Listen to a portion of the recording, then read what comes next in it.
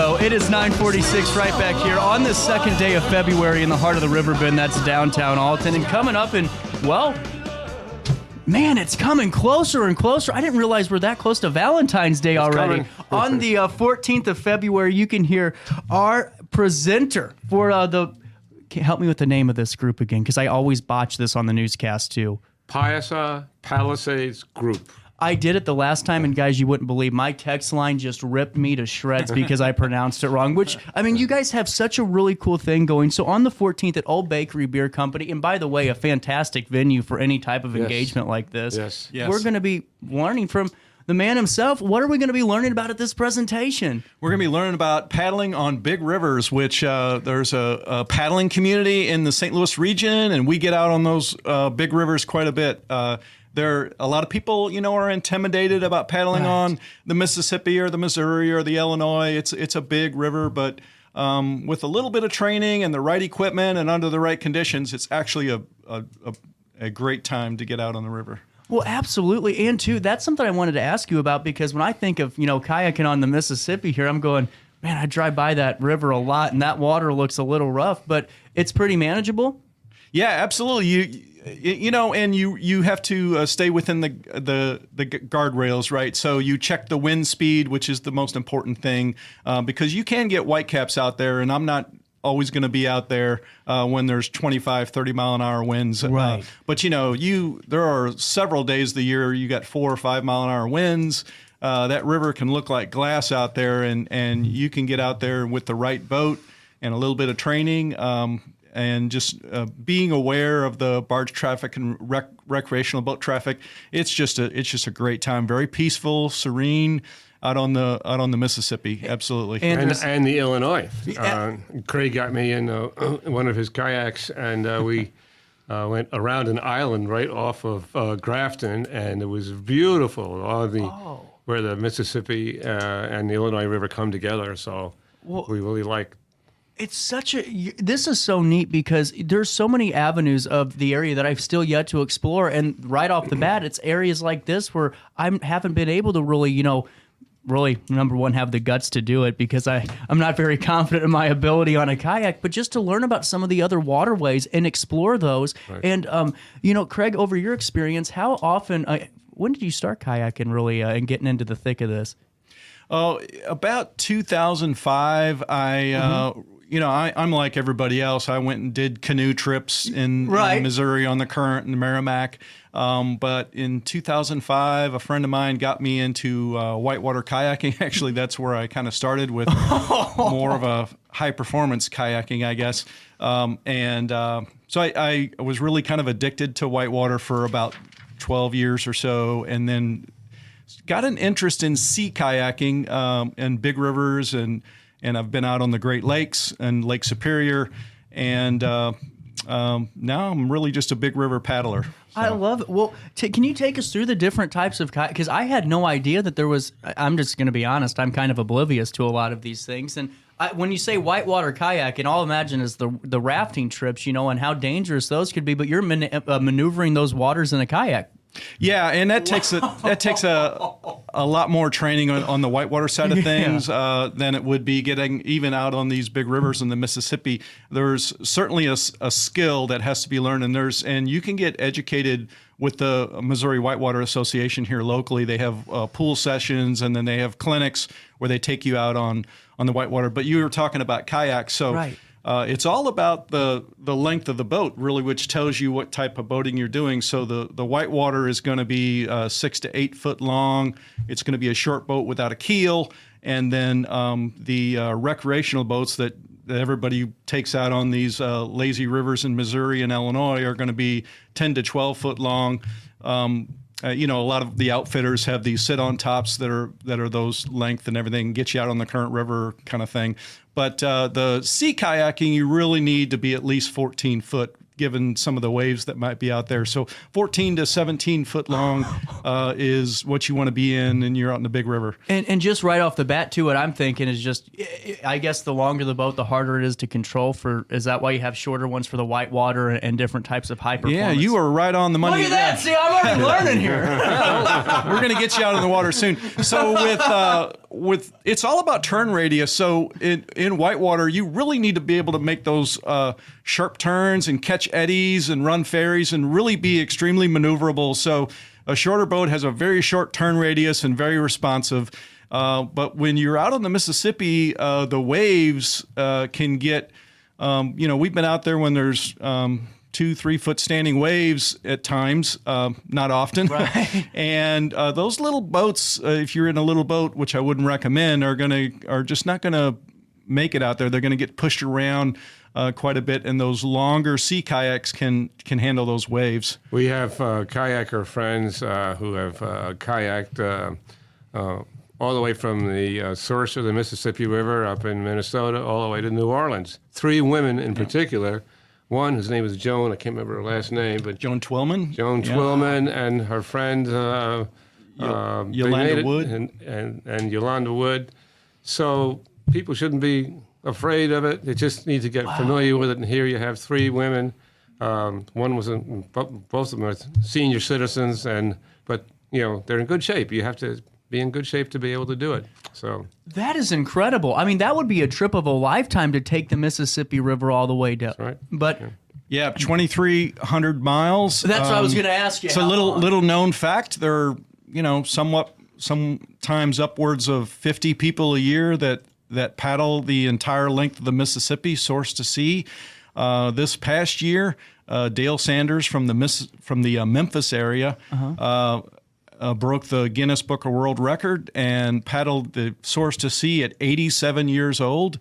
He had a film crew with him the whole way. So it's a lot of people out on the river paddling. This is the part of the interview where I go, CJ, you're 24 years old, and an 87-year-old is more active than you are, son. It's time to talk, But, I mean, it's really incredible. And, Chris, how cool is it to have Craig here for this presentation to really kind of create such an awesome learning experience and environment?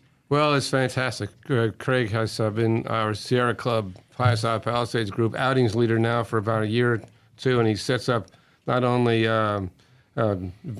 priorities, it's kayaking, but also hikes, and we had a nice hike up at Principia College last weekend. Ooh. So as far as kayaking and being on the water is concerned, CJ, I just want to tell you that the Sierra Club's, one of its mantras is protecting and enjoying the environment. So when you're kayaking, you're keeping an eye out. You're seeing birds, you're seeing animals, and you're getting more familiar with the environment. You're getting to appreciate the environment and thinking about climate change and that kind of thing. But at the same time, you're enjoying it. You're on the water, which is a wonderful feeling. That's a great point because, another thing I just thought of while you were saying that is if I'm kayaking or something and let's just say there's no kayakers on a certain stretch of waterway and there's just trash build up and no one's going to be able to see it. I mean, you're able to have some eyes and ears on our environment. That's really awesome. We've had actually there are opportunities for people to kayak and clean up the river, special events that people can participate in. Picking up trash off the river, and there's plenty of trash for people to pick up, that's for sure. That's incredible. So let's circle back here to the 14th of February. That's when we get to learn at Old Bakery Beer Company, and the fun starts at, 7 o'clock? 7 o'clock when the presentation is. Yeah, no, 6:30. And you can get there at 6 and have dinner with us and talk with us before the presentation. Yep. But, I think it might be a little bit better to get there extra early because then maybe you can talk to the presenter a little bit, have some fun, and maybe a shot with the speaker while you're at it, too. Who knows? The possibilities are endless here. And have some really good beer and a really good meal. Absolutely. Yep. And real quick, what are we going to be talking about at this presentation? Mainly about big river paddling. So I will talk about, that anybody can do it. Don't be intimidated. We'll talk about the kind of gear that you want. And the technology is just incredible out there nowadays. How you can, with the GPSs and the emergency beacons and the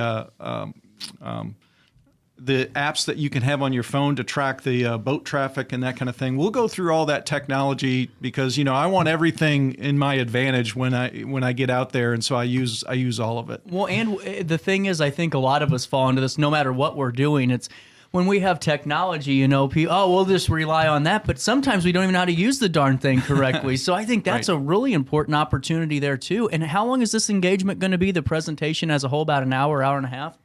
About an hour. An hour. Yeah. That is really Can't learn everything in an hour, but we'll go over it, and you'll know where you can find out more. Let's put it that way. And these programs are once a month. Are they? Tuesday evenings. They can go to our website. The next presentation in March will be on learning about solar and learning about how solar works. Yeah. And our presenter is a fellow who we know who's very much involved with the Illinois Solar Education Association. His name is Kevin McKee, so that's something to look forward to. That is going to be a great thing and a great conversation. You said these are every month, and once again, what day of the month are these on? Second Tuesday of each month. Second Tuesday of each month. And what better ways to really learn about ways we can protect our environment and ways we can explore our environment. And to me, that's the biggest point of all of this, because that's what I love about your guys' organization. It's not, we always, there's always a bunch of great organizations that do awesome things, but sometimes they get a little bit,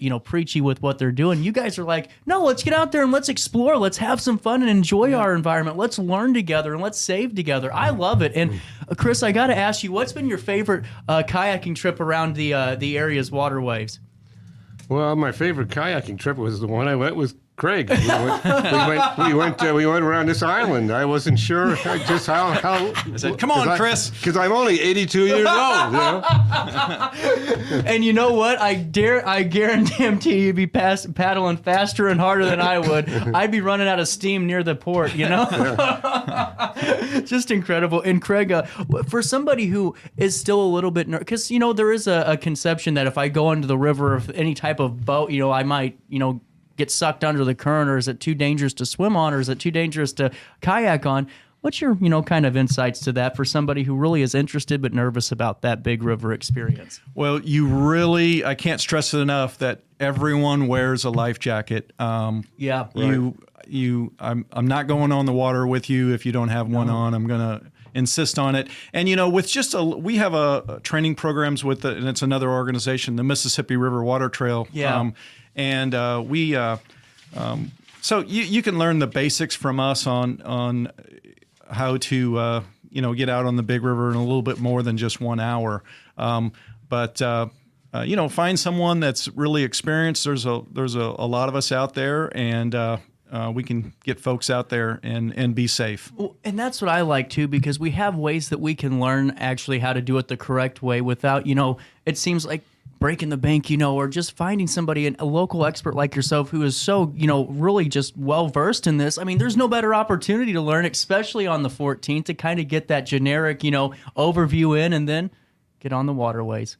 We have another event that involves kayaking. Once a year, we have a 3-day event up on the bluff. It's called Weekend in the Woods, and people will advertise it, maybe through RiverBender, and let people know they can pay for the dinner. It's all outside camping, hiking, learning about the environment, and kayaking. Well, I got to ask you, though, if we talk about it, you got to come back on the show near then, and we got to get you back on to preview this some more. But I got to ask you guys, because, listen, we're months away. I get it. But you saw how fast January flew by. We're already into February. We made it through an ice storm and a bad meteorologist day. And we get to talk about the firecracker race. Tell me all about this. Preview this for us. We have months to go, but it's still something to get excited about. Yeah, absolutely. We are going to have a race, canoe, kayak, or stand-up paddleboard on the Mississippi River. We call it the Firecracker Race. We're going to have it from the Grafton access to the Alton access, about 15 miles. If you want to get a little bit of that training and participate in that race, that'd be great. It's going to be on September 16th, just kind of coupled with the Mississippi Earth Tones Festival. We're going to have an awards ceremony right after the race and give out awards to the winners, the top 3 in each class. I'm the race director, so you guys can hunt me down and I can get you more information, or just go to the Mississippi River Water Trail website at MississippiRiverWaterTrail.org, and you can learn more. Now I got a question. Does the race director get to race in the race? No. Okay, so we're all safe. We can take a breath. We have a chance now, you know? No, I'll be organizing the timers and check-in and all that. So That's incredible. And Chris, before I let you guys go, anything else you'd like to get out about the Sierra Club, the Piasa Palisades Group? Did I get Palisades. Palisades. Like the Palisades along the river. I'm going to get it right one day, because I'm telling you guys, I get tortured on this text line. My phone blows up every time Come I on, mispronounce CJ, get with it. I'm telling you. And so is there anything else we'd like to preview a little bit before I let you go today? Well, what else could I tell you about? My dad's raft trip in 1933. yeah, Chris mentioned it earlier, but I'll just reiterate that as the outings chair of that group, we are out there every month. We have an out. You can go to our website and see. Good. So we're doing a hike, or we're having a bike ride, or we're paddling somewhere, and we'll find something to do every single month, and you guys anybody is welcome to join us out there. Well, I love it too, because it's a safe way to do things. Because if you don't really have the most expertise or knowledge in something, whether it's kayaking or even going for hikes, and you're going by yourself in the bluff somewhere, you never know if you can get lost or turned around. But have a group of knowledgeable individuals that know the area, know the waterways. What better way to experience the nature and get outdoors, and experience all of it together as a group? Yeah. Well, the Piasa Palisades Group is one of 14 Sierra Club groups in the state, and we have the biggest geographic area coverage. We have 3 Sierra Club staff members who are very much involved in river conservation work, besides what we do as volunteers with the group. So the Sierra Club is very much involved in promoting legislation up in Springfield for clean energy. We were instrumental we were collaborating with other organizations for the Clean Equitable Jobs Act that was signed by the governor a year ago in November. So we are very happy to have folks who are interested like that and join us and come to our speaker series. As the music tolls, that's the wrap-up music in the great. It's okay, my phone goes off here all the time. It's all good. I'm telling you what, I was doing top of the hour news before I let you go. I start off every hour, even though I'm late now, and I do news stories. And right when I was doing it, we have a call-in screen where callers can zoom in and Google Meet us in. And stand by, Diane. I watched about 4 cartoons during the newscast because someone hijacked the live stream. Oh, it's terrible. But right now, this has been a great conversation, guys. You're welcome back at any time. Right. And make sure you check out the presentation on the 14th of February at Old Bakery Beer Company at 10:04. I'm going to take a quick break. We come back, do some top of the hour news. Then we talk to the Small Business Development Center and see how we can utilize their great service.